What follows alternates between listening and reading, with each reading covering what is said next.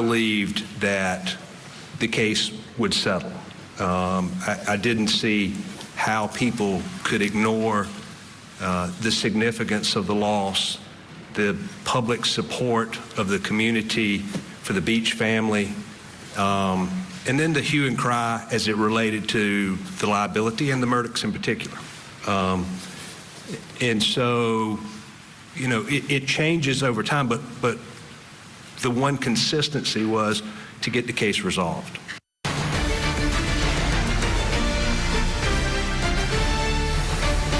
Mark Tinsley, the attorney representing Mallory Beach's family in their wrongful death lawsuit against convicted killer Alex Murdaugh and the Parker Corporation. Now, the civil trial is set to kick off on August 14th, but a newly raised issue could potentially bring everything to a screeching halt. You'll recall Mallory Beach died in a boating accident back in 2019, and the driver of that boat was Paul Murdaugh.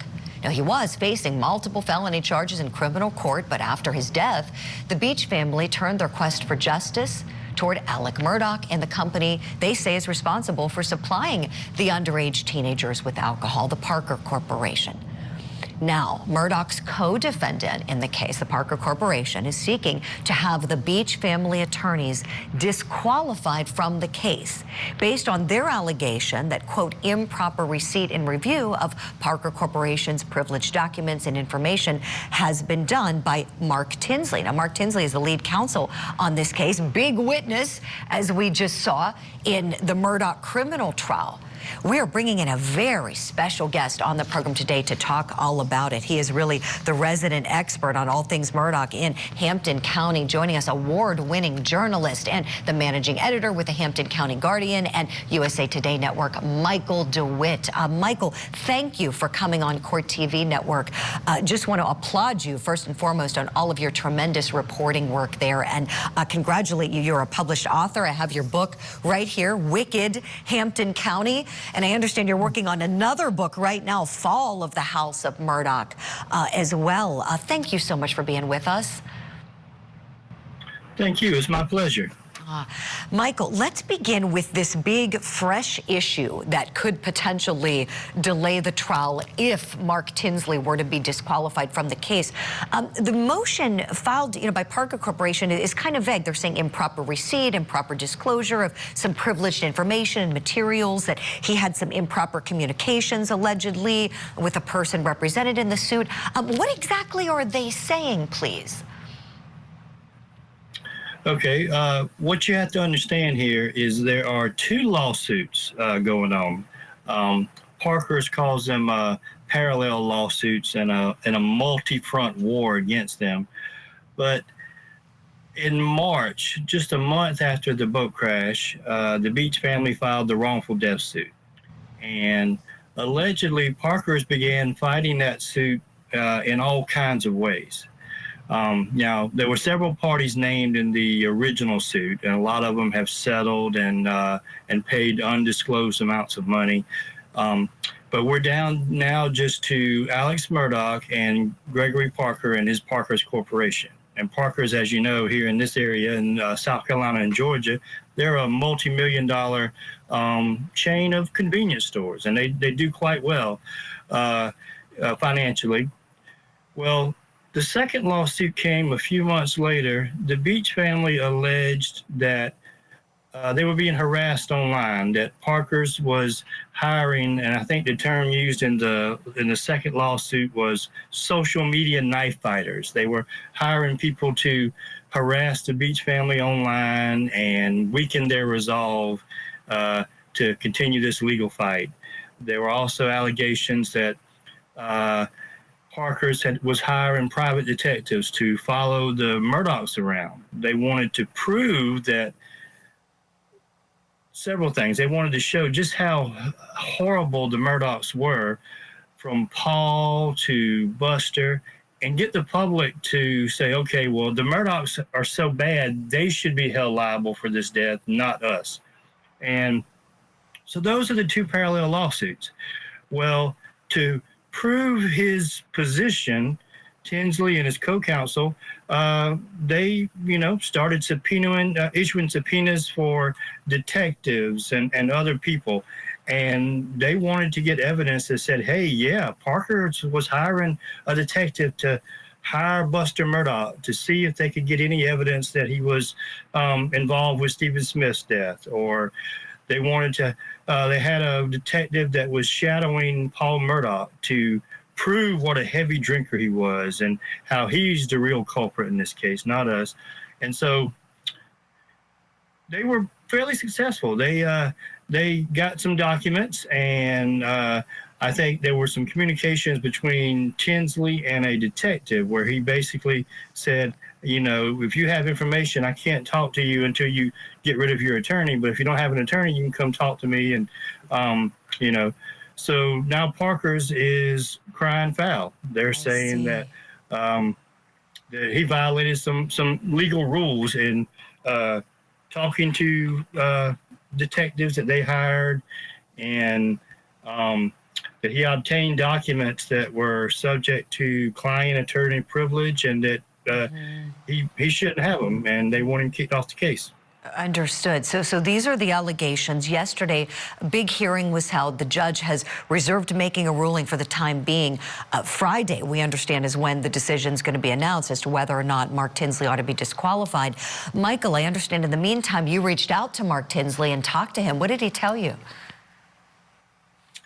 Yeah, I've spoken to him several times, and I've talked to spokespeople for Parker's. Parker's wasn't ready to comment at this point.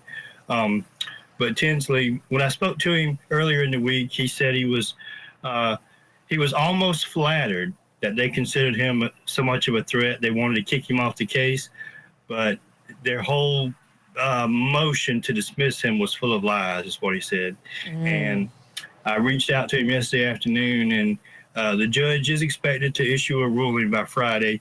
But he said he felt confident. So he said the judge is hard to read, Judge Daniel Hall.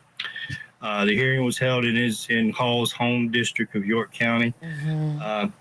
But he just got a good feeling. He said the judge seemed to respond to his oral arguments, and he made notes at the appropriate time. And Tinsley felt good about it. But I guess we won't know until Friday. Right. But Michael, curious. Oh, I didn't mean to step on you. Go ahead. Importance is. No, go ahead. Oh, I'm fixing to answer your next question, I'm sure. Yeah, no, probably. Well, I was just going to ask you, you're born and raised in Hampton County, lived there all your life, have become a tremendous journalist as the years have gone on. I imagine you've seen Mark Tinsley in trial before. I wanted to ask you that. Have you seen him actually trying cases?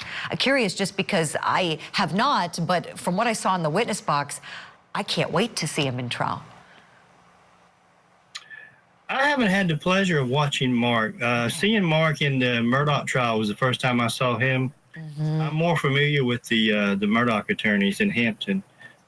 In fact, the last murder trial I covered from start to finish was tried by Alex's father, Randolph III.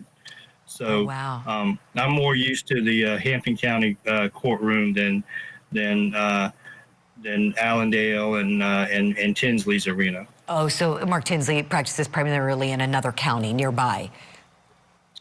Well, he's based in Allendale County, but he's he has practiced all over the state. I've just never had the privilege of covering one of his trials until now. Understood. Michael, I wish we had more time with you. I would love to have you come back, talk more, about your book, Wicked, Hampton County, about your new book, Follow the House of Murdaugh. But I think a lot of people probably wonder, you being so deep and so knowledgeable, having so much information about Hampton County, the Murdaugh, what was the big dynasty, Alex Murdaugh's fall from grace. What questions do you still have in your mind? Essentially, what is still unanswered for you, even after so much exposure and the big criminal trial that people all around the world were watching? There are a lot of theories out there. Some people still think that Alex didn't do it, or maybe he was there when it happened and someone else did it. Biggest questions that I have, did anybody help him after the fact? And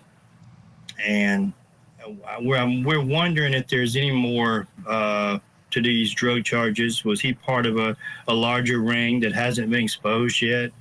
And I'm wondering why there aren't more arrests. I do think that people at the local bank and people at the local law firm had a little more knowledge of his activities than they admit to. And, you know, if they're not directly,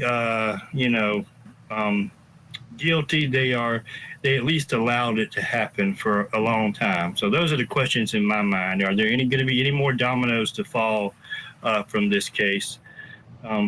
I think we know all about his financial crimes, but the murder and the drug crimes, I think, still have some question marks out there. Right, right. I'm in agreement with you, Michael, very much so.